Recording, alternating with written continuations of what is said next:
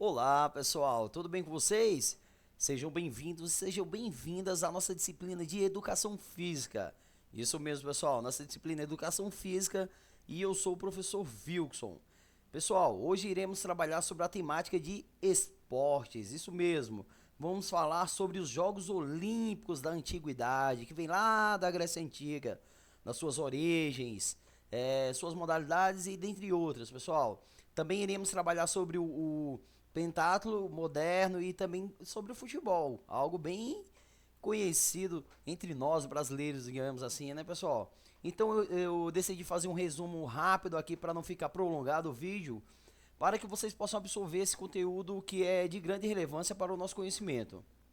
Então, pessoal, os Jogos Olímpicos na Antiguidade eram um festival religioso e atlético da Grécia Antiga, que se realizava de 4 em 4 anos no santuário de Olímpia, em honra de Zeus. A data tradicional atribuída à primeira edição dos Jogos Olímpicos é de 76 a.C.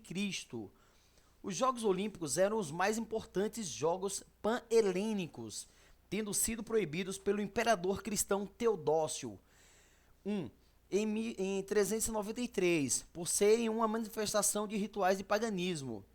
Uma importante fonte sobre os jogos é Pausanias, século II d.C., autor do livro A Descrição da Grécia, um guia da Grécia baseado nas suas viagens pelo território. Outra importante fonte é um tratado sobre a ginástica de Filóstrato, de Lemnos, no século II e III d.C.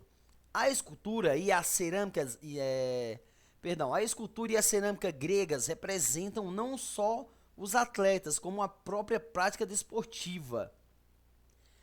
No que diz respeito à escultura, que tinha no bronze e no mármore os materiais prediletos, muitos trabalhos sobreviveram apenas como cópias da era romana.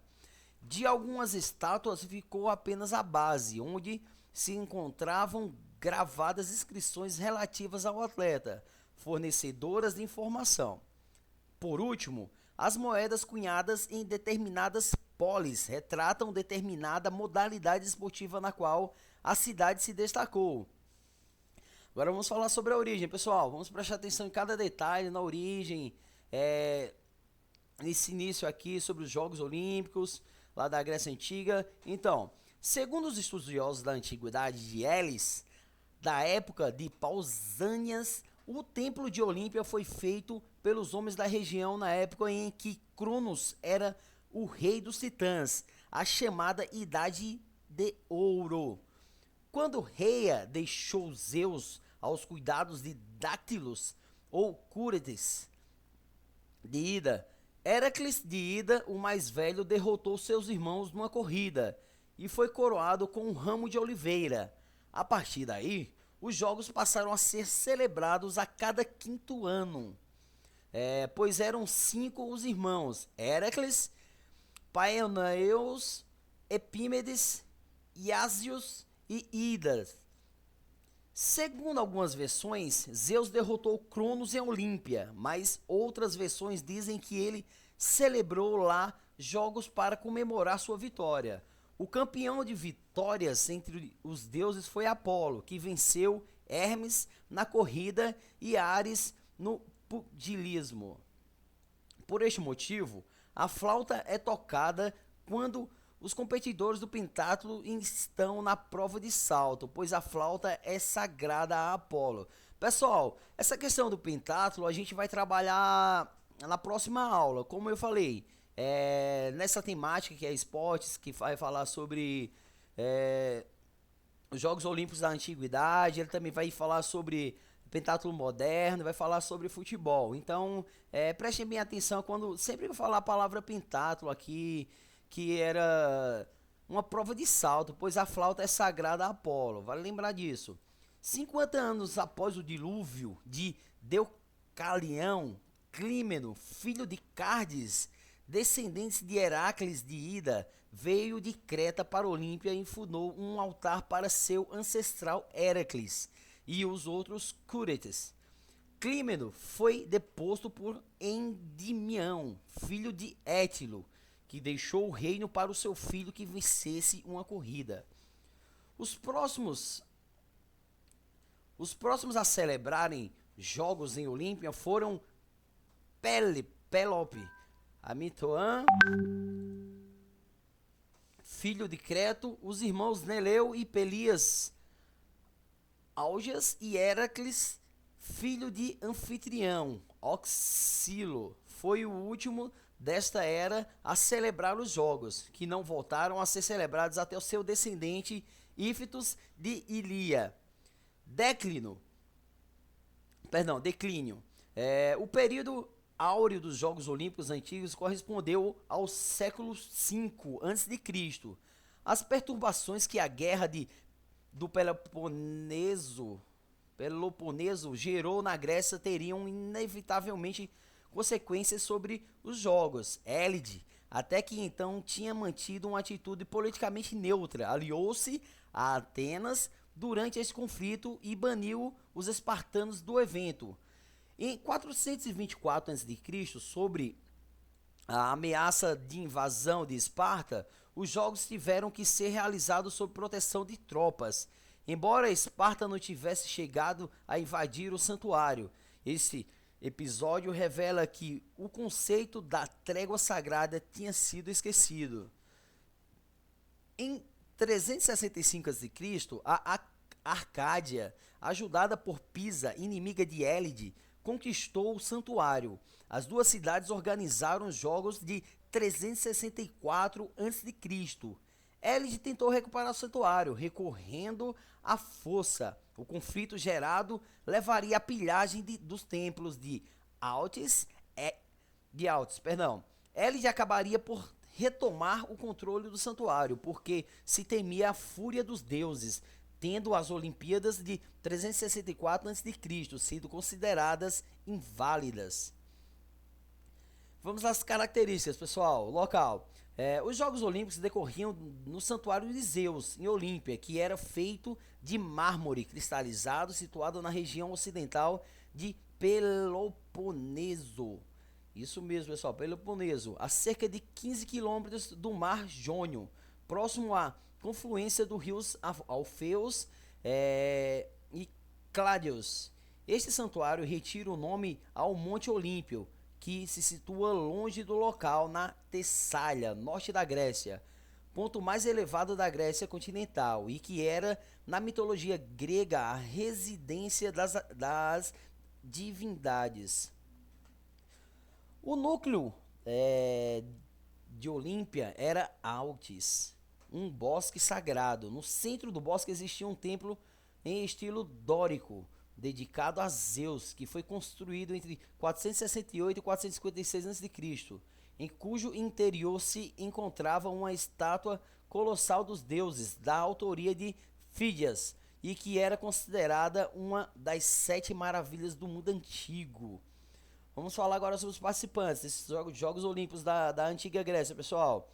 Não podiam participar nos Jogos os estrangeiros, os bárbaros, segundo a mitologia grega, os escravos e as mulheres. Conta-se o caso de uma mulher que, vestida com roupas masculinas, disfarçou-se de treinador para entrar no ginásio e ver seu filho lutar. O filho venceu a prova e a mãe comemorando a vitória, deixou cair seu disfarce, descobrindo que era mulher.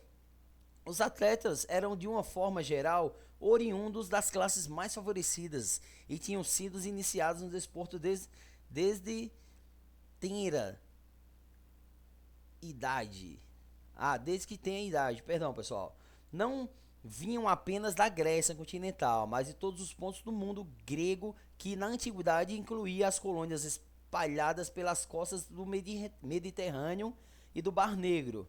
Os vencedores eram alvo de homenagem da sua cidade, poderiam receber alimentação gratuita, terem estátuas erguidas e em sua honra e serem cantados pelos poetas.